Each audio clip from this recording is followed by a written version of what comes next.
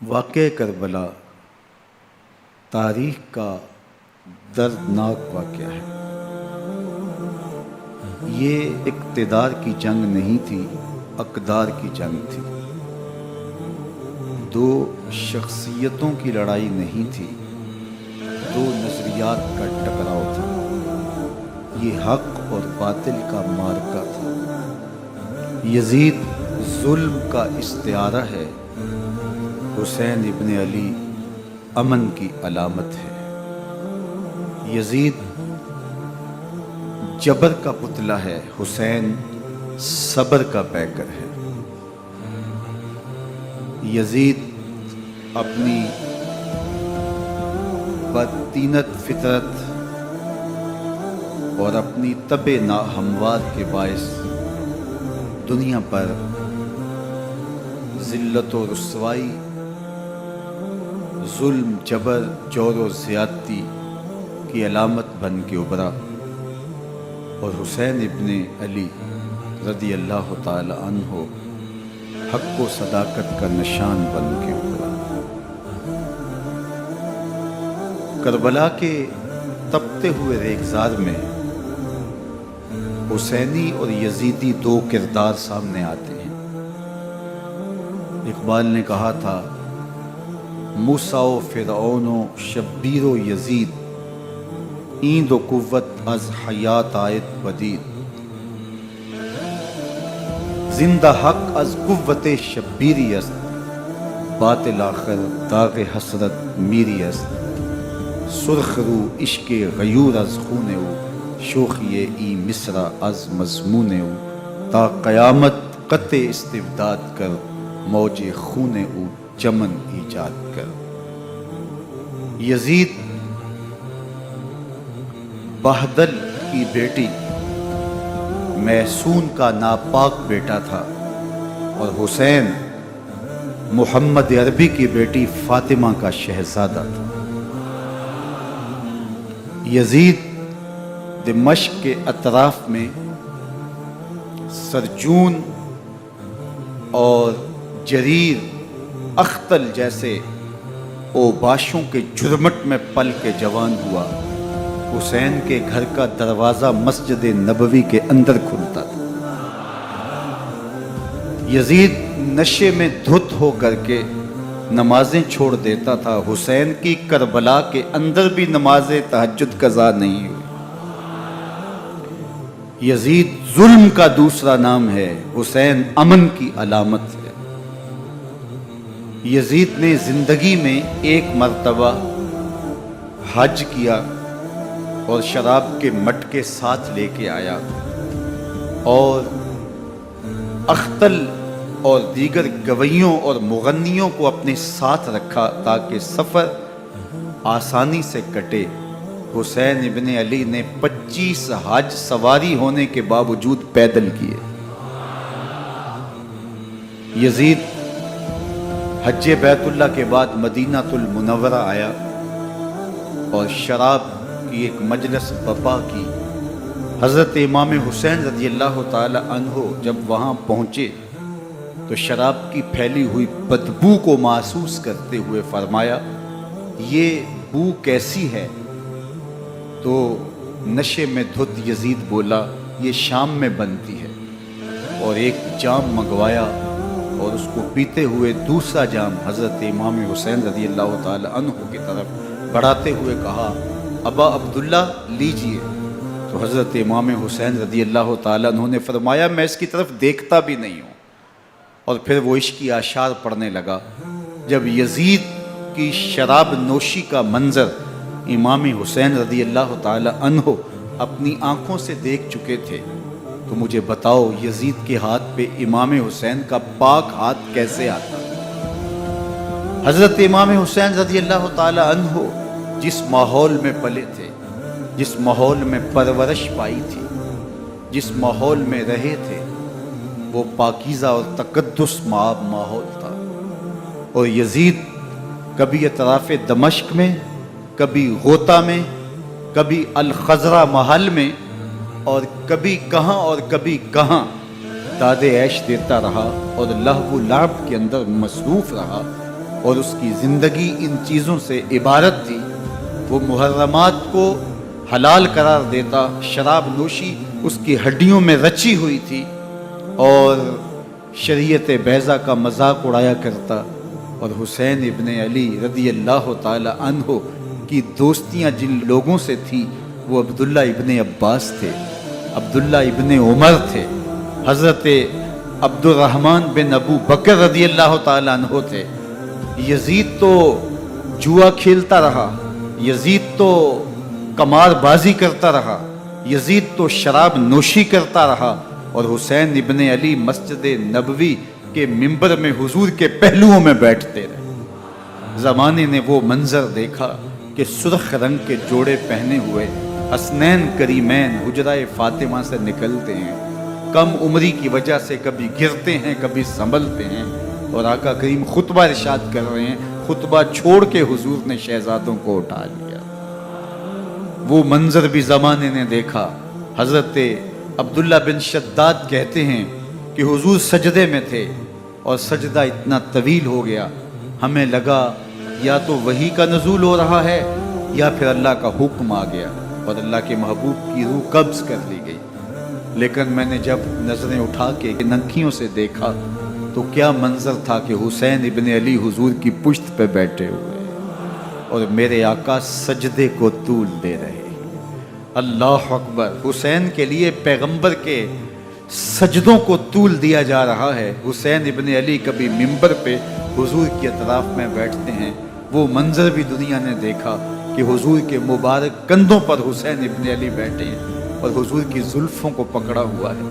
تو حضرت عمر رضی اللہ تعالیٰ عنہ دیکھ کے کہتے ہیں واہ واہ کیسی سواری میسر آئی حسین ابن علی کو. تو میرے آقا مسکرا کے کہتے ہیں عمر سواری دیکھتے ہو سوار بھی تو دیکھو. اللہ اکبر. حضرت اسامہ بن زید بن حارثہ رضی اللہ تعالیٰ عنہ فرماتے ہیں رات کا ایک پہر گزر گیا اور مجھے حضور سے کوئی کام تھا. میں آقا کریم کی خدمت میں حاضر ہوا، در دولت پہ دستک دی. حضور تشریف لائے تو چادر اوڑی تھی، بکل کی ہوئی تھی میرے حضور نے. تو میں نے اپنی حاجت کہی تو حضور نے میری حاجت پوری کر دی. لیکن ایک منظر میں نے دیکھا کہ حضور نے جو چادر کی بکل فرمائی تھی اس کے اطراف میں پہلوؤں میں ابھار تھے جس طرح اندر کوئی ہو. مجھ سے نہ رہا گیا، میں نے پوچھ لیا. میں نے کہا بندہ نواز چادر کے اندر کیا ہے؟ فکاشفہ. تو حضور نے چادر کو کھول دیا. فائز الحسن والحسین علی ورکہ. تو کہتے ہیں میں نے اپنی آنکھوں سے دیکھا ایک پہلو سے امام حسین لپٹے ہوئے تھے، ایک پہلو سے امام حسن لپٹے ہوئے تھے.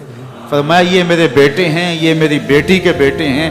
اے اللہ میں ان سے پیار کرتا ہوں، تو بھی ان سے پیار کر، جو ان سے پیار کرے اس سے بھی پیار کر. ان کی محبت کا درس دیا، ان کے پیار کا سبق پڑھایا. کہا ان سے پیار کرنے والا میرے سے پیار کرنے والا ہے، ان سے بغض رکھنے والا میرے سے بغض رکھنے والا ہے. ان کی تکلیف حضور کو بے چین کر دیتی تھی. حضرت سیدہ فاطمہ الزہرا رضی اللہ تعالی عنہ کے گھر کے قریب سے گزرے تو حضرت امام حسین کے رونے کی آواز آ رہی تھی. تو آقا کریم علیہ السلام نے فرمایا کہ فاطمہ حسین کو چپ کرواؤ. الا تعلمی ان بقاءہ یوزینی. تو جانتی نہیں حسین کا رونا مجھے دکھ دیتا ہے. حسین ابن علی کو حضور رونے نہیں دیتے تھے، ان کو دکھی نہیں ہونے دیتے تھے، کیونکہ رسول اللہ صلی اللہ علیہ وسلم جانتے تھے کہ یہ کتنے دکھ سہے گا، کتنی تکلیفوں سے گزرے گا اور کتنے مصائب سہے گا. زمانے نے وہ گھڑیاں بھی دیکھی کہ حضرت حذیفہ بن یمان رضی اللہ تعالیٰ عنہ فرماتے ہیں کہ میں حضور کی خدمت میں نماز مغرب کی ادائیگی کے لیے حاضر ہوا اور میں نے یہ اجازت خاص طور پہ اپنی ماں سے اس شرط پہ لی تھی کہ امی آپ مجھے اجازت دیں، میں حضور کی خدمت میں حاضر ہوتا ہوں، مغرب کی نماز بھی ادا کروں گا اور پھر حضور سے عرض کروں گا حضور میرے لیے اور میری ماں کے لیے بخشش کی دعا کر دیجیے. ماں نے اس شرط پہ اجازت دے دی اور میں حضور کی خدمت میں آ گیا. نماز مغرب ادا کی، سلام پھرا تو میرے دل میں آرزو تھی میں حضور سے عرض کروں حضور میرے لیے اور میری ماں کے لیے مغفرت کی بخشش کی دعا کر دیں. لیکن حضور عبادات میں، ذکر میں، نوافل میں ایسے مشغول ہوئے کہ میں آرزو رکھنے کے باوجود بھی عرض نہ کر سکا. خیر نماز عشاء کا وقت ہوا، اذان پکاری گئی، حضور مصلی پہ آئے، نماز پڑھی، سلام پھرا، تو میرے دل میں پھر خیال آیا کہ ماں سے ایک نماز کی چھٹی لی تھی، نمازیں بھی 2 ہو گئی، ماں نے جاتے پوچھنا ہے حضور سے میرے لیے اور اپنے لیے مغفرت کی، بخشش کی دعا کروائی تھی، تو کیا جواب دوں گا؟ اور حضور اٹھے اور کاشانہ اقدس کی طرف چل دیے۔ اب میرے دل میں یہ خیال رہ کے آ رہا تھا کہ ماں کو کیا جواب دوں گا؟ میں تو حضور سے بخشش و مغفرت کی دعا کروا ہی نہیں سکا۔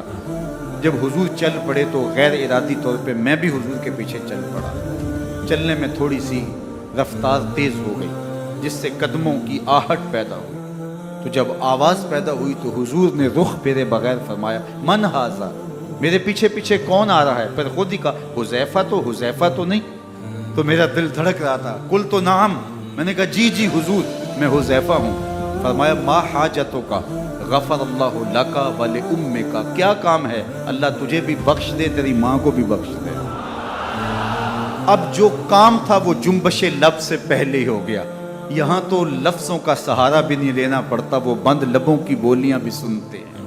اقبال بولا ہے فروغت صبح آثار و دہور، چشم تو بی نندائے ما فی الصدور، تیری نظر تو سینوں کے چھپے راز بھی دیکھتے۔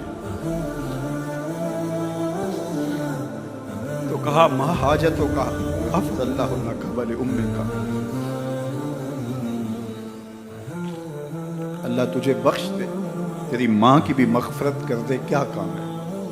اب جو کام تھا وہ تو ہو گیا۔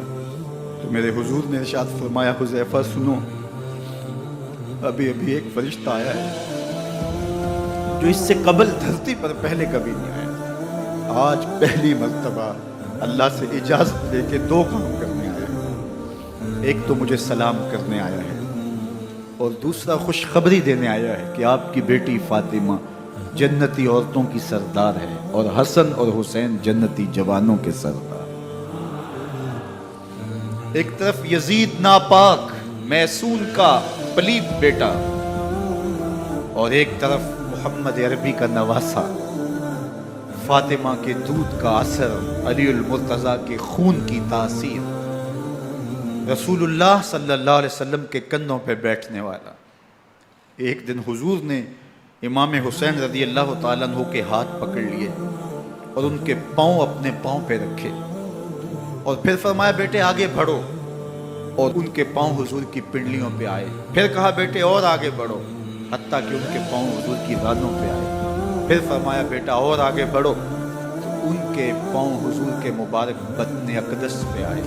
پھر بازوں کو کھینچ کے اپنے قریب کیا اور حسین ابن علی کے منہ میں اپنی زبان رکھ دی، اور وہ اس طرح چوس رہے تھے جس طرح کھجور چوسی جاتی ہے۔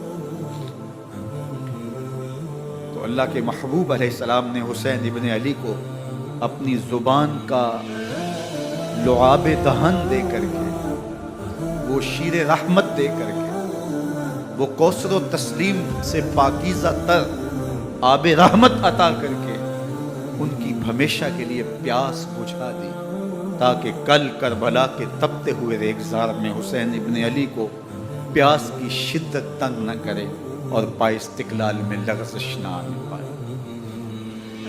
ان نازوں سے پالے ہوئے حسین کو، ان محبتوں سے پالے ہوئے حسین ابن علی کو امتحان بھی اتنے بڑے درپیش تھے۔ یاری تیری سونا پر ازمیشہ تیریاں اگ، سونا پرکھیا جامدہ ہے نال اگاں دے لگ۔ جتنا بڑا شخص ہوتا ہے اتنی آزمائشیں بھی بڑی ہوتی ہیں۔ پیغمبر رحمت کی آغوش میں کھیلنے والا، حجرہ فاطمہ کا جانشین، مصلی رسول کا وارث، منبر رسول صلی اللہ علیہ وآلہ وسلم پر حضور کے مبارک پہلو اور گود میں بیٹھنے والا حسین، حضور کی زبان چوسنے والا حسین، حضور کے کندھوں پہ سواری کرنے والا حسین، آقا کریم علیہ الصلوۃ والسلام کے مبارک سجدے کی حالت کے اندر حضور کی پشت پہ کھیلنے والا حسین، جس حسین کا دروازہ مسجد نبوی کے اندر کھلتا تھا اور یزید کی کرتوتوں کے چشم دید گواہ تھے۔ یزید جب تخت نشین ہوتا ہے تو اسے یہ فکر ہوتی ہے کہ امام حسین، عبداللہ بن زبیر، عبداللہ بن عمر، عبداللہ ابن عباس یہ میری بیعت کریں. اور وہ ولید بن عقبہ کو لکھتا ہے کہ ہر صورت میں ان کی بیعت لو، اور اگر بیعت نہ دیں تو سختی کرو. حضرت امام حسین رضی اللہ تعالی عنہ کو بلاوا آتا ہے کہ آپ کو دارالامارت میں گورنر ہاؤس میں بلایا جا رہا ہے. ولید بن عقبہ کا پیغام آپ کو پہنچتا ہے. آپ اس وقت فرماتے ہیں کہ اس وقت جو پیغام پہنچا ہے وہ کسی خطرے سے خالی نہیں ہے. تو کچھ سواروں کو ساتھ لیا، کہا تم دارالامارت کے باہر کھڑے رہنا، اگر میری آواز بلند ہوئی تو اندر آ جانا، ورنہ تم انتظار کرنا. آپ اندر گئے. ولید بن عقبہ نے مروان کو بھی بلایا تھا. مروان بن حکم یہ گورنر مدینہ ولید سے پہلے رہ چکا ہے، تو اس نے مشورہ دیا کہ سختی کی جائے. خیر ولید بن عقبہ نے کہا کہ یہ خط ہے، حضرت امیر معاویہ کا انتقال ہو گیا اور یزید تخت نشین ہوا ہے، لہٰذا وہ آپ سے بیعت کا مطالبہ کرتا ہے. تو حضرت امام حسین رضی اللہ تعالیٰ عنہ نے فرمایا کہ میرے جیسا شخص یوں چھپ کے بیعت نہیں کر سکتا، اور آپ واپس پلٹے. مروان بن حکم نے ولید بن عقبہ کو کہا کہ یہ موقع ہے، جانے نہ دیا جائے، اگر یہ نکل گئے تو دوبارہ تم قابو نہیں پا سکتے اور انہیں یہیں قتل کر دیا جائے. حضرت امام حسین رضی اللہ تعالیٰ عنہ نے یہ بات سن لی. کہتے ہیں حضرت امام حسین انہی قدموں کے بل واپس پلٹے اور مروان بن حکم سے مخاطب ہو کے کہا، مروان کیا بول رہا ہے؟ وہ خاموش ہو گیا. فرمایا تو جانتا نہیں ہم کون ہیں؟ آنا حسین ابن علی ابن ابی طالب، میں حسین ہوں، میں علی کا بیٹا ہوں. ہمارے گھر میں قرآن اترتا رہا ہے، وحی کا نزول ہوتا رہا ہے، اور یزید فاسق ہے، فاجر ہے، مسلمانوں کا قاتل ہے اور شرابی ہے. میں ڈنکے کی چوٹ پہ یزید کی بیعت سے انکار کرتا ہوں. بس حیدری کچھار سے محمدی شیر نکل آیا ہے. اب اوسان خطا ہو گئے، راستہ چھوڑ دیا، واپس آئے. سیدہ زینب سے ملے، کہا مدینے کو چھوڑنا پڑے گا. کہا بھیا کیا ہوا؟ کہا یزید بیعت لینے پہ مصر ہے اور میں کسی صورت بھی بیعت نہیں کروں گا. رسول اللہ کا مدینہ ہمارے خون سے لالہ زار بنے گا. میں نہیں چاہتا کہ حضور کے شہر نور کی حرمت پامال ہو. دوستو وہ کیسا منظر ہوگا جب حسین ابن علی نے آخری حاضری حضور کے روضے پہ دی ہو. حاجی یا معتمر 10 دن کے لیے، 8 دن کے لیے، 20 دن کے لیے مدینہ المنورہ عارضی سکونت اختیار کرتا ہے، اور حضور کے روضہ انور سے، اس شہر نور سے، ان گلیوں سے، ان بام و در سے ایسا مانوس ہو جاتا ہے کہ جب واپس پلٹ رہا ہوتا ہے ان دعاؤں کے ساتھ کہ دوبارہ آنا بھی نصیب ہو، اور اسے لگتا ہے کہ میں دوبارہ بھی بلایا جاؤں گا، لیکن اس کے باوجود شہر حبیب چھوڑنا قیامت سے کم نہیں ہوتا. اعظم چشتی مرحوم آخری بار جب حضور کے روضہ انور پہ گئے تو بیمار تھے، ویل چیئر پہ تھے. باب بقی سے باہر نکلے تو خادم سے کہا کہ میری ویل چیئر پیچھے سے کھینچو تاکہ میرا رخ روضہ انور کی طرف رہے. اور وہ پیچھے سے کھینچتا چلا جا رہا ہے، اور جب باب مکہ سے پیچھے جنت البقیع کے قریب سے گنبد خضرا نگاہوں سے اوجل ہونے لگا تو اعظم چشتی مرحوم نے کہا، جان بدن سے نکلتی ہے اعظم، جان بدن سے نکلتی ہے اعظم، کوئی آسان ہے مدینے سے جدا ہونا، کوئی آسان ہے مدینے سے جدا ہونا. یہ اس شخص کی کہانی ہے جو 10 دن، 5 دن، مہینہ، 2 ماہ وہاں رہتا ہے اور پھر اس شہر کو چھوڑ کے آنا اس کے لیے آسان نہیں ہوتا. اور مجھے بتاؤ کہ حسین جو پیدا مدینے میں ہوا، جس کے گھر کا دروازہ مسجد نبوی کے اندر کھلتا تھا، جو مسجد نبوی کے اندر پرورش پا کے جوان ہوتا ہے اور مدینے کی گلیوں میں کھیلتا رہا، اس حسین ابن علی کے لیے مدینہ چھوڑنا، اور پھر وہ اس بات کا علم اور شعور رکھتے تھے کہ یہ آخری بار حضور کے در پہ حاضری ہے، دوبارہ اس شہر نور میں نہیں آ سکوں گا، تو کیا قیامت ہوگی اور کیا منظر ہوگا۔ محمد بن حنفیہ کے علاوہ خاندان نبوت کے جتنے لوگ تھے ان سب نے شہر مدینہ کو الوداع کہا، اور رات کے موقع میں مدینہ المنورہ کو، مسجد نبوی کو چھوڑ کر کے مکہ کی جانب عازم سفر ہوئے۔ 3 شعبان المعظم کو مکہ المکرمہ پہنچتے ہیں، ادھر کوفیوں کے خطوط آنے شروع ہو جاتے ہیں۔ حضرت امام حسین رضی اللہ تعالیٰ عنہ مسلم بن عقیل رضی اللہ تعالیٰ عنہ کو صورتحال معلوم کرنے کے لیے بھیج دیتے ہیں۔ 40,000 کوفی آپ کے ہاتھ پہ بیعت کر دیتے ہیں۔ ادھر 25 پیدل حج کرنے والے حضرت امام حسین 8 ذی الحج کو احرام باندھتے ہیں، لیکن آپ کو پتہ چلتا ہے کہ حاجیوں کے روپ میں قاتل چھپا دیے گئے، تو آپ اس احرام کو حج کی بجائے عمرے میں بدلتے ہیں اور کوفے کی جانب عازم سفر ہوتے ہیں۔ کائنات والو، ذرا سینے پہ ہاتھ رکھ کے دیکھو کہ یہ کتنا مشکل مرحلہ تھا۔ اس دین کی آبرو کو بچانے کے لیے حضرت امام حسین رضی اللہ تعالیٰ عنہ نے کتنا بڑا قدم اٹھایا۔ آپ کے بہی خواہ، دوست، احباب عبداللہ بن عمر یہ سارے روکتے ہیں، عبداللہ بن عباس کہتے ہیں حضرت نہ جائیے، الکوفی لا یوفی، کوفی کبھی وفا نہیں کرتے، آپ کے والد کو وہاں شہید کیا گیا، لیکن آپ ایک فرض کو نبھانے جا رہے ہیں۔ میرے غم گسارو، میرے مہربانوں، نہ روکو مجھ کو جانے دو، مجھے نانے کے دی کی ڈوبتی کشتی بچانے دو، میں جاتا ہوں کہ دنیا پر وفا کا نام رہ جائے، میں رہوں نہ رہوں پر عظمت اسلام رہے۔ میں نہیں جاتا تو نبی کے گھر کی آن جاتی ہے، میں نہیں جاتا تو نبی کے گھر کی آن جاتی ہے، تمہارا دین جاتا ہے، میری غیرت ایمان جاتی ہے۔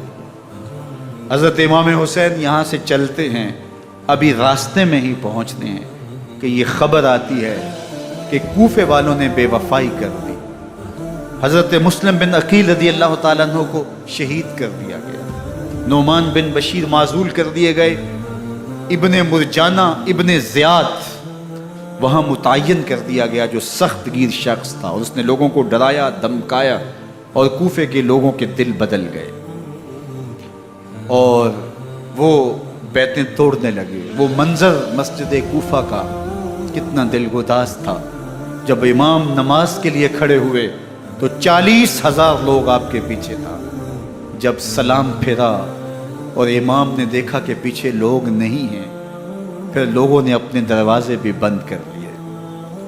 رات کی تنہائیاں ہیں اور حضرت مسلم بن عقیل کو کوئی پناہ دینے والا نہیں، لوگوں نے دروازے بند کر لیے کہ کہیں ہمارے گھر میں نہ آ جائیں اور ہم مشقت اور حکومتی تشدد کا شکار نہ ہوں۔ کتنا دردناک لمحہ ہے حضرت مسلم بن عقیل رضی اللہ تعالیٰ عنہ پہ، اور پھر حضرت مسلم بن عقیل بے دردی سے شہید کر دیے جاتے ہیں۔ آپ ابھی راستے میں ہیں، یہ ساری کہانی پہنچتی ہے کہ حضرت مسلم شہید کر دیے گئے اور بے دردی سے شہید کر دیے گئے۔ وہ جنہوں نے خط لکھے تھے کہ ہم آپ کے ساتھ ہیں اور ہم منتظر ہیں، چشم برا ہیں، آپ کے قدموں کی چاپ سننے کے لیے بے تاب ہیں، آج انہوں نے بیتیں توڑ دی۔ 40,000 کوفی منحرف ہو گئے۔ مسجد کوفہ کا وہ منظر کس قدر روح کو تڑپا دینے والا تھا۔ ہم پچھلے سال عصر اور مغرب کے درمیان جب کوفہ پہنچے تو سورج ڈوبنے کے قریب تھا۔ میں نے اپنی زندگی میں اتنا اداس موسم کہیں نہیں دیکھا جتنا اداس موسم کوفے میں دیکھا۔ ایسے لگتا تھا جس طرح کوفے کی آب و ہوا آج بھی شرمندہ ہے۔ جو مسلم بن عقیل اور خاندان نبوت کے ساتھ اہل کوفہ نے کیا، حضرت امام حسین رضی اللہ تعالیٰ عنہ کو ان کے بہی خواہوں نے، اعزاء نے، اقربا نے، دوستوں نے، آوان و انصار نے، ساتھیوں نے کہا کہ حضرت حالات یکسر تبدیل ہو گئے، اب ہمیں مراجعت کر جانی چاہیے، واپس پلٹ جانا چاہیے۔ تو حضرت امام حسین کافی سوچ بچار میں رہے، پھر اس کے بعد آپ نے فیصلہ کیا کہ ہم آگے بڑھیں گے۔ دوستوں نے کہا کہ حضرت اگر آپ آگے بڑھیں گے تو ہمیں لگتا ہے کہ وہ آپ کے ساتھ سلوک اچھا نہیں کریں گے اور آپ بچوں کے سامنے پیاس سے شہید کر دیے جائیں گے۔ تو حضرت امام حسین رضی اللہ تعالیٰ عنہ نے وہاں ایک خطبہ ارشاد فرمایا کہ لوگوں تم جو مجھے بتا رہے ہو مجھے اچھی طرح معلوم ہے، جو تم مجھے منظر پیش کر رہے ہو وہ میری نگاہوں میں ہے، اور جو کچھ ہونے والا ہے چشم تصور وہ منظر دیکھ رہی ہے۔ کیونکہ حضرت امام حسین رضی اللہ تعالیٰ عنہ کی شہادت کی خبر حضرت امام حسین کے پیدا ہوتے ہی خاندان نبوت میں عام تھی۔ حضور علیہ الصلوۃ والسلام کو یہ بات جبریل امین نے آ کے بتائی تھی جب حسین ابن علی کے ساتھ حضور محبت کا اظہار کر رہے تھے، تو یہ جبریل امین نے آ کے کہا تھا حضور آپ کا یہ بیٹا ارض طف میں شہید کر دیا جائے گا، اور کربلا کی مٹی لا کے حضور کو دی اور ام سلمہ کو حضور نے عطا کر دی۔ حضرت ام سلمہ کہتی ہیں کہ ایک دن میں سوئی تو خواب دیکھا کہ حضور کے مبارک بال بکھرے ہوئے ہیں اور سخت پریشان ہیں، تو میں نے کہا کہ حضور آپ کی یہ کیا حالت ہے؟ وَبِيَدِهِ قَارُورَةٌ، اور حضور کے ہاتھ میں ایک شیشی ہے، فِيهَا دَمٌ، جس کے اندر خون ہے۔ تو میں نے کہا حضور یہ کیا؟ فرمایا میں قتل گاہ حسین سے آ رہا ہوں اور یہ حسین ابن علی کا خون۔ تو کہا 10 محرم کا دن تھا، دوپہر کا یہ منظر تھا، میں کیلولہ کر کے اٹھی، جب میں نے دیکھا تو وہ شیشی جس میں کربلا کی مٹی رکھی تھی وہ خون بن چکی تھی۔ تو یہ خبر پہلے دی گئی تھی، یہ بتا دیا گیا تھا۔ فرمایا میرے دوستو جو تم مجھے بتاتے ہو میں اس سے بے خبر نہیں ہوں، یہ سب کچھ ہونے والا ہے، لیکن اس کے باوجود میں کیوں جا رہا ہوں؟ تو آپ کا ایک تاریخ ساز جملہ ہے جو کربلا کے فلسفے کو ہمارے سامنے رکھتا ہے کہ یہ اتنا بڑا امتحان کیوں دیا۔ حضرت امام حسین رضی اللہ تعالیٰ عنہ نے فرمایا وَلَكُمْ فِيَّ أُسْوَةٌ، میں اس لیے جا رہا ہوں قیامت تک ظلم، جبر اور ناانصافی کے خلاف کھڑے ہونے والوں کے لیے کوئی نمونہ تو ہو۔ میری زندگی قیامت تک ظلم، جبر اور استحصالی نظام کے خلاف کھڑے ہونے والوں کے لیے نمونہ ہے۔ تو حضرت امام حسین رضی اللہ تعالیٰ عنہ نے حق اور باطل کے درمیان ایک سرخ لکیر کھینچ دی اپنے خون سے۔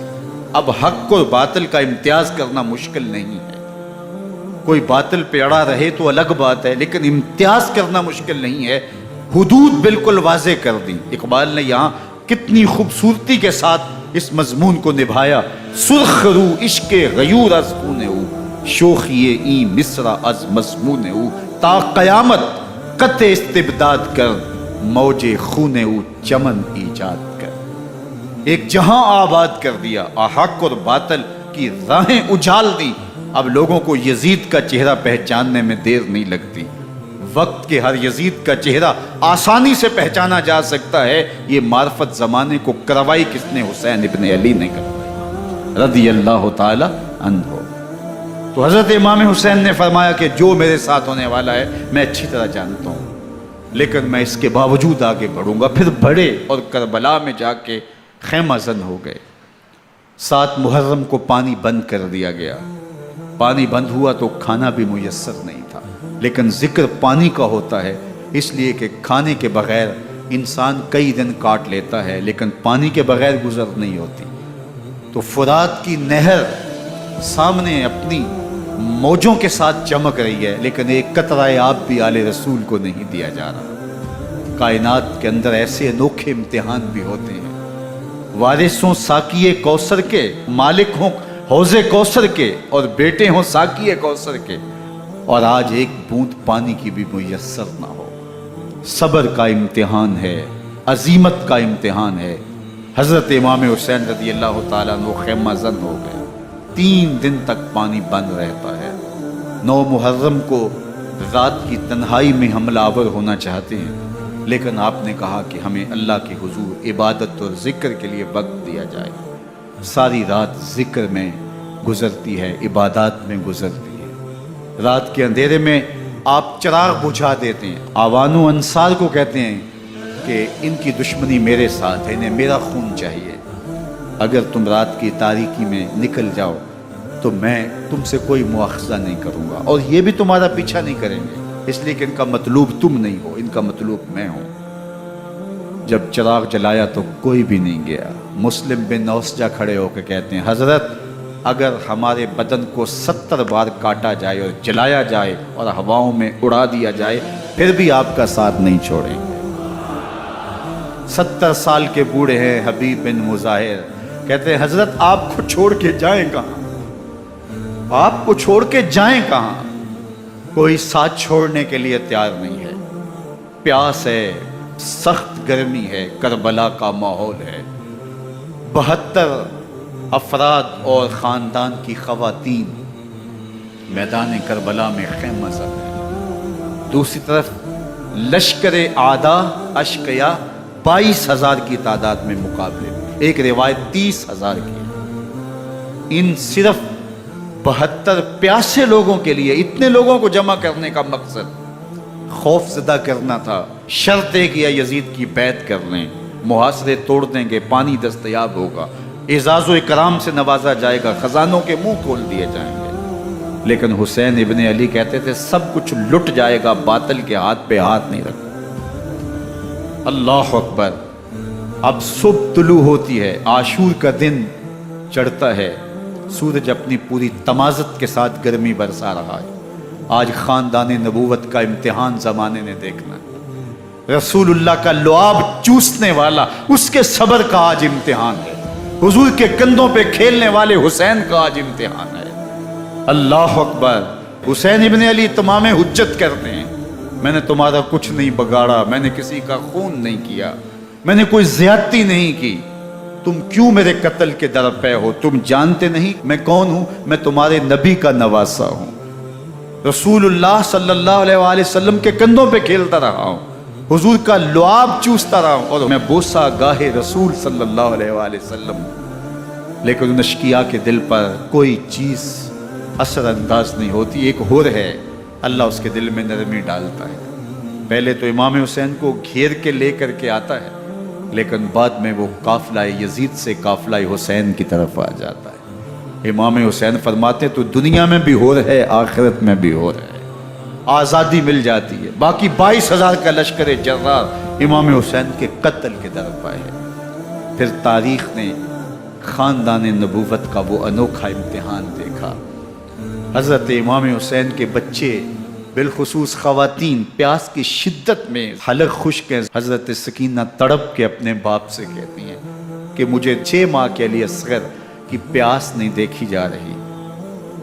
بچے کو ہاتھوں پہ اٹھاتے ہیں اور نہر فرات کے کنارے پہنچ کے فرماتے ہیں اشقیاء سے مخاطب ہو کے تمہارا معاملہ میرے ساتھ ہے، اس 6 ماہ کے بچے نے تمہارا کچھ نہیں بگاڑا، اور چلو بھر کے اس کا حلق سیراب کرنا چاہتے ہیں۔ ایک 2 شاخہ تیر آتا ہے جو حضرت علی اصغر کے گلے کو چیر دیتا ہے۔ راوی لکھتے ہیں کہ وہ عام تیر نہیں تھا، جانوروں کو شکار کرنے کے لیے جو بڑے تیر ہوتے ہیں وہ 2 شاخہ تیر تھا۔ وہ گردن کو کاٹ دیتا ہے، خون بہنے لگتا ہے، گردن لٹک جاتی ہے۔ حضرت امام حسین وہ بہتا ہوا خون اپنے چلو میں لیتے ہیں اور آسمان کی طرف اچھال کے کہتے ہیں مالک حسین کی یہ قربانی بھی قبول۔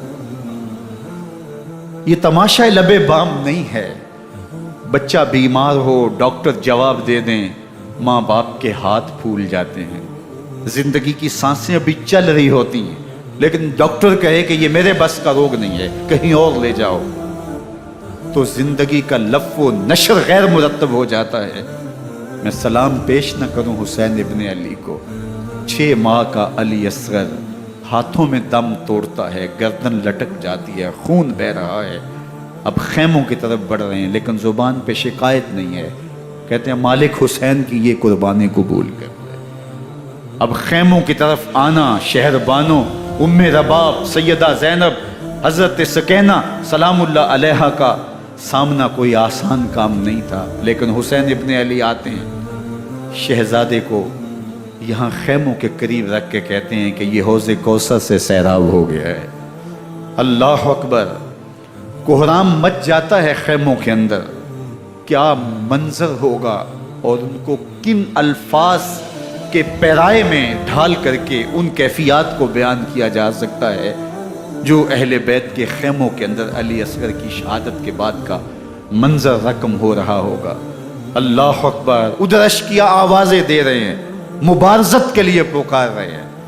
ज़माने ने फिर वो मंजर भी देखा कि जवान बेटे को 18 साल की कमाई हज़रत इमाम हुसैन मैदान अमल में भेज रहे हैं। वो अली अकबर जो हुसैन का नूर नज़र है, आँखों का करार है, दिल की तस्कीन है।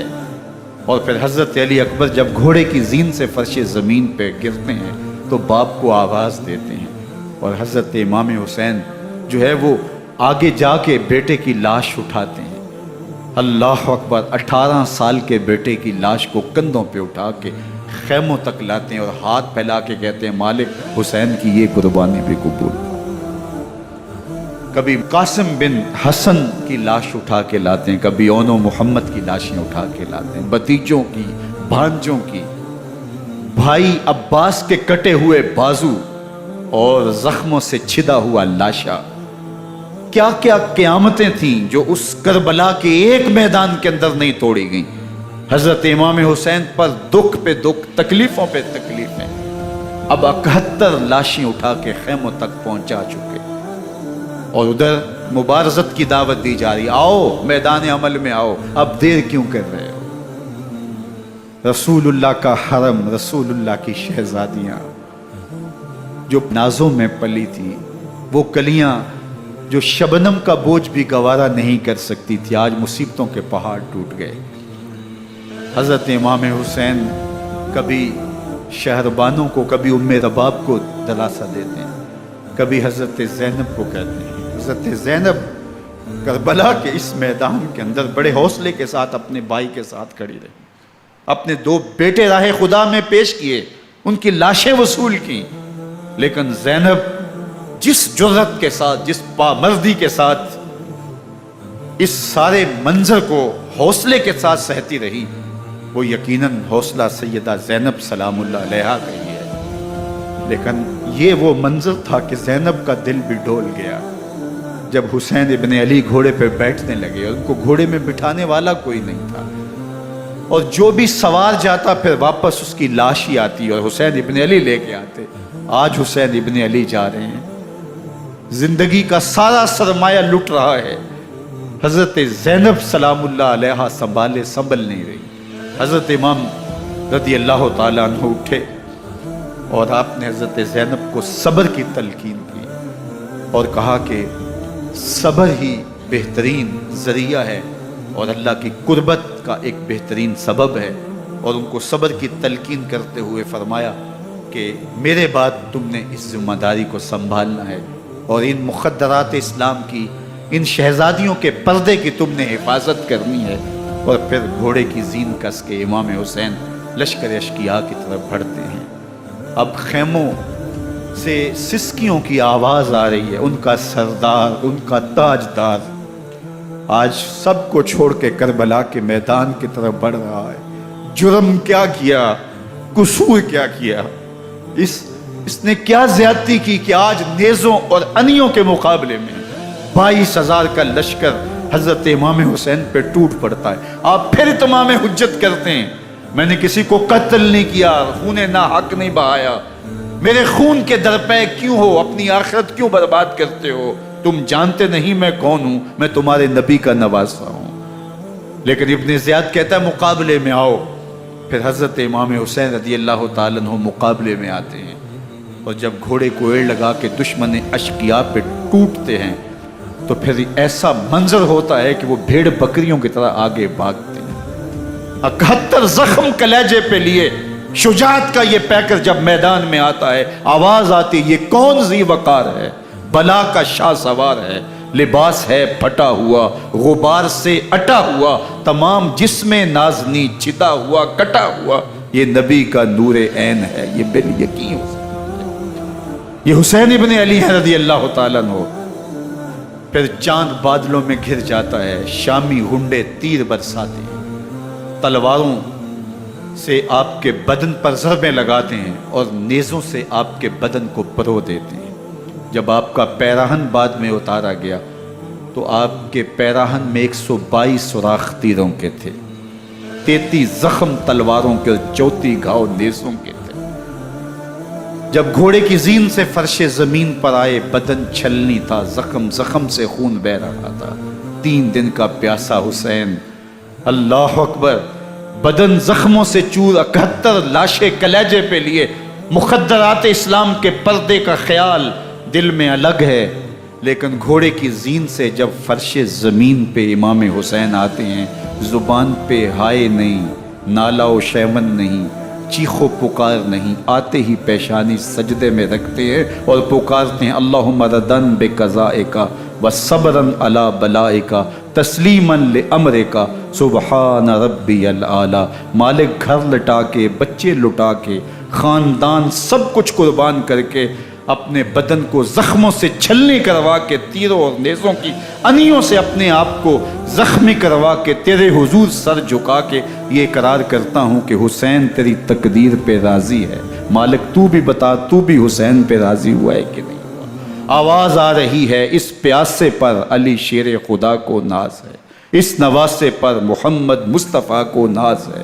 اوروں نے بھی سجدے کیے پر اس کا عجب انداز ہے، اس نے وہ سجدہ کیا جس پر خدا کو ناز۔ حسین ابن علی رضی اللہ تعالیٰ عنہ کا سر انور دستے قاتل نے تب کاٹا جب وہ سجدے میں جھکا ہوا تھا۔ یزید نے کہا میں بیعت لوں گا، امام حسین نے کہا کبھی بھی نہیں دوں گا، یہ سر کٹ سکتا ہے جھک نہیں سکتا۔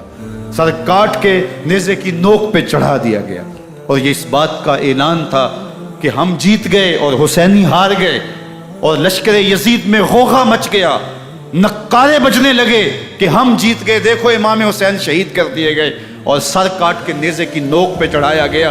لیکن لشکر یزید سے ہی آواز آئی یہ کیسا سر ہے جو کٹ کے بھی سر بلندی ہے، کٹ گیا ہے پھر بھی اونچا ہے۔ اللہ اکبر، یہ سر سجدے میں کٹا ہے، رب کے حضور عبادت کی حالت میں کٹا ہے۔ حسین آج بھی سجدے میں ہے، اللہ اکبر، حسین آج بھی سجدے میں ہے، بلکہ کٹے ہوئے سر کا رخ زمین کی جانب تھا اور کٹی گردن آسمان کی طرف، یوں نیزے پہ پرویا گیا۔ اللہ اکبر، ایک شاعر نے نقشہ کھینچا، بآنکھ سر نیزے پہ اور سوئے زمیں ہے روح، یعنی سجدہ ثانی کی ہے آرزو۔ رکعت کے 2 سجدے ہوتے ہیں، ابھی ایک سجدہ ہوا تھا کہ دست قاتل نے سر کاٹ دیا، کہا حسین کی پیشانی میں دوسرے سجدے کی تمنا مچل رہی۔ یہ تھا حسین ابن علی کا سجدہ، ساری زندگی رب کے حضور سجدہ قضا نہیں ہونے دیا۔ آج پانی نہیں ہے، اللہ اکبر، آج تیمم کر لیتے ہیں، آج اپنے خون کو اوڑھ کر کے حسین نے اپنی پیشانی اپنے مالک کے حضور جھکا کر کے عظیمت کی وہ انوکھی داستان رقم کر دی کہ صدیاں گزرنے کے باوجود بھی ان کی یادوں کے چراغ روشن ہیں۔ جب حضرت امام حسین اور دوسرے آیان و انصار کو شہید کر دیا گیا تو ان کے سر نیزوں کی نوک پہ چڑھا دیے گئے۔ حضرت امام حسین کا کٹا ہوا سر اور باقی 71 افراد کے کٹے ہوئے سر نیزوں کی نوک پہ، اور 10 سواروں کو ابن سعد نے کہا کہ ان کو رون دو، اور گھوڑوں کی ٹاپوں تلے حضرت امام حسین رضی اللہ تعالیٰ عنہ اور ان کے آوان و انصار کو جو ہے وہ روندا گیا، حتیٰ کہ ان کی استخوان مبارک، ان کی ہڈیاں بھی چور چور ہو گئی۔ روننے سے قبل ان کا لباس اتار لیا، ان کے کپڑے اتار لیے گئے۔ اللہ اکبر، کیسی دردناک گھڑیاں تھیں۔ یزید کا صرف یہی بد کرداری کا مرحلہ نہیں تھا، اس کربلا کے صحرا کے اندر یزید نے جس طرح امام حسین رضی اللہ تعالیٰ عنہ کو شہید کیا اور حضرت امام حسین کے خاندان کو شہید کیا، جب مدینہ المنورہ پر یزید نے مسلم بن عقبہ کو مقرر کیا، جس کو بزرگوں نے مصرب بن عقبہ کہا ہے، تو اس کو کہا 3 دن تک مدینے کا حرم تمہارے لیے حلال ہوگا، جو چاہو تم کرنا، اور شامی فوجوں کو اجازت ہوگی۔ تو وہاں بھی انہوں نے 10,000 تابعین اور 700 صحابہ کو شہید کیا۔ حضرت ابو سعید خدری رضی اللہ تعالیٰ عنہ گھر سے باہر نکلے، کافی بوڑھے ہو چکے تھے، تو انہوں نے حضرت ابو سعید خدری کو پکڑ لیا، کہا تم کون ہو؟ کہا مجھے ابو سعید خدری کہتے ہیں۔ تو کہا ہاں تمہارا نام سنا ہے، اور داڑھی سے پکڑ کے کھینچا اور کہا کہ ہے تمہارے پاس جو ہمیں دو؟ تو کہا کہ میرے پاس تو کچھ بھی نہیں، میں تو فقیر آدمی ہوں۔ تو ان کے گھر ان کو لے گئے، تو 2 کبوتر رکھے تھے حضرت ابو سعید خدری نے، تو وہ کبوتر لوٹ کے لے گئے۔ اللہ اکبر۔ حضرت ابن سنان رضی اللہ تعالیٰ عنہ کو، جو حضور کے علم بردار تھے فتح مکہ کے دن، ان کو ستو پہلے پلائے اور پھر ان کی گردن کاٹی گئی، اور کہا یہ ہے وہ ستو جو تم زندگی میں آخری بار پیو گے۔ ایک گھر میں داخل ہوئی شامی فوج، تو ایک خاتون کے ابھی بچہ پیدا ہوا تھا، اور قابلہ نے، داہیہ نے وہ بچہ ماں کی چھاتی پہ لٹایا، اور وہ ماں کا پہلا دودھ پی رہا تھا۔ تو یہ جا کے کہنے لگے نکالو تمہارے پاس جو کچھ ہے۔ تو اس خاتون نے کہا تم جانتے ہو یہ بچہ کون ہے؟ انہوں نے کہا ہم نہیں جانتے۔ کہا یہ حضرت ابن ابی کبشہ انماری رضی اللہ تعالیٰ عنہ کا بچہ ہے، اور یہ وہ صحابی ہیں کہ جو بیت الشجرہ کے موقع پہ حضور کے ہاتھ پہ بیعت کرتے ہیں۔ انہوں نے اس چیز کا لحاظ نہ کیا، کہا جو کچھ ہے وہ ہمیں دو ورنہ تیرے بچے کو نہیں چھوڑیں گے۔ تو ماں بچے سے مخاطب ہو کے کہتی ہے، ابھی بچہ پیدا ہوا ہے اور ماں سے پہلا دودھ پی رہا ہے، کہ بیٹے اگر میرے پاس کچھ ہوتا، وہ قیمتی سے قیمتی چیز بھی ہوتی، تیری جان کے لیے قربان کرتی، لیکن اس وقت میرے پاس کچھ ہے نہیں۔ تو ایک شکی آگے بڑھا اور بچے کو ایک ٹانگ سے پکڑ کے کھینچ کے دیوار کے ساتھ پٹک کے مارا، جس سے دماغ کا بھیجا نکل گیا۔ کیا کیا زیادتیاں نہیں کی۔ 700 صحابہ حرہ کے واقعہ میں شہید کیے یزید نے، اور 10,000 تابعین شہید کیے۔ مسجد نبوی میں ممبر رسول کے ساتھ گھوڑے باندھے، اور وہ ممبر رسول اور مصلی رسول کے قریب لید کرتے رہے۔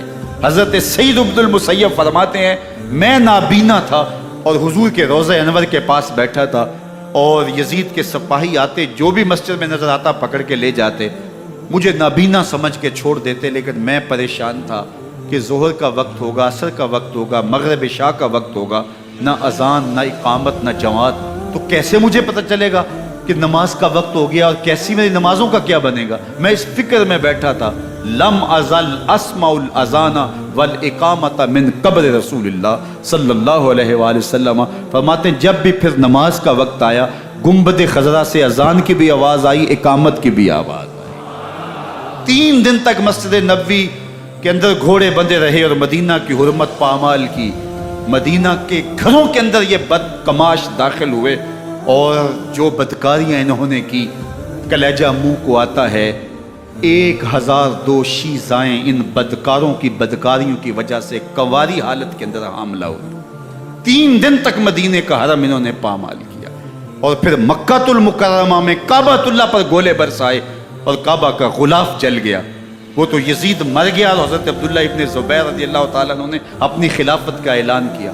یزید کے یہ کرتوت تھے، ادھر اہل مدینہ کو ستایا، ادھر اہل مکہ کو ستایا، اور رسول اللہ صلی اللہ علیہ وسلم کے خانوادے کی بے حرمتی اور توہین کی۔ نہ صرف انہیں قتل کیا گیا، ان کی لاشوں پہ گھوڑے دوڑائے۔ ابن سعد اور شمر جو ہے وہ خیموں میں داخل ہوا، اور مخدرات اسلام کی چادریں چھیننے کی کوشش کی۔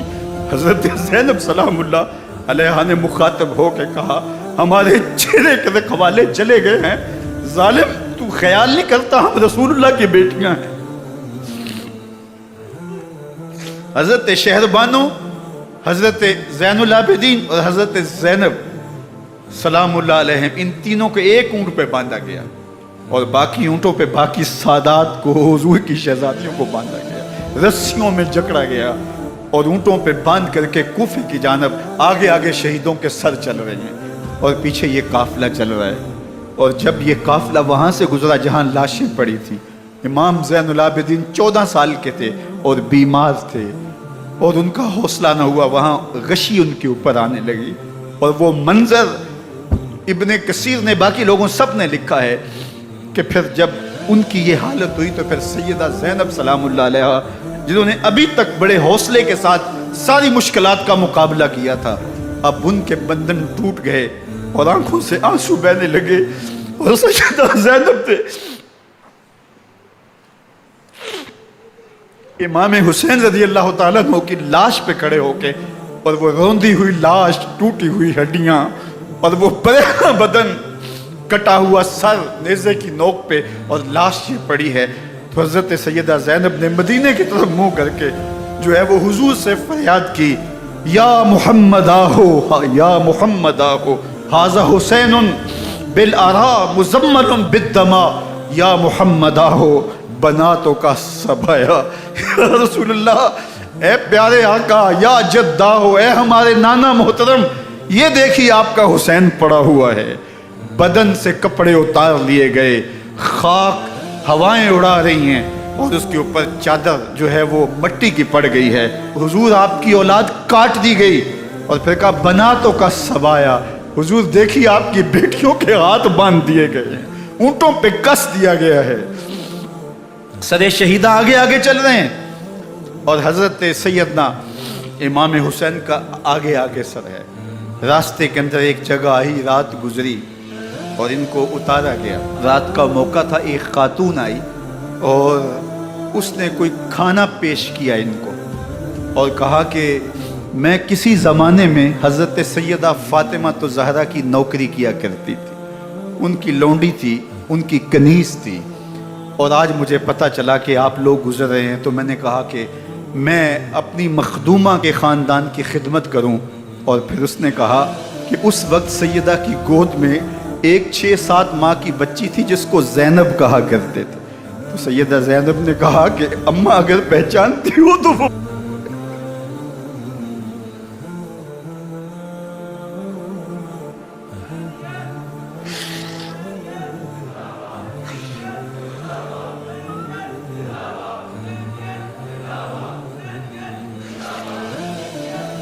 یہ تاراج اور لٹا ہوا کارواں پھر وہاں سے کوفے میں کیسے پہنچا، اور کوفے کے اندر سیدہ زینب سلام اللہ علیہا نے وہ یزید کے دربار میں، ابن زیاد کے دربار میں وہ جرأت آمیز جو باتیں کہیں، اللہ اکبر، زینب کی زبان میں علی کی خطابت بول رہی تھی، اور پھر دشمن اور دوست سارے رونے لگے، اور وہ کیا دل گداز منظر تھے۔ اور پھر یہ سروں کا قافلہ اور سادات کرام کا مشکیں کسی ہوئی ہیں اور اونٹوں پہ باندھے ہوئے، ان کو وہاں سے پھر قادسیہ، اور قادسیہ سے پھر دمشق یزید کے دربار میں پہنچایا گیا، اور وہاں سے یہ لٹے ہوئے خانمہ برباد تاراج لوگ مدینہ المنورہ میں کیسے پہنچے، اور اہل مدینہ نے کیسے استقبال کیا، اور وہ منظر کتنا دلگداز تھا جب اہل مدینہ زینب سے پوچھتے تھے زینب حسین کہاں ہے؟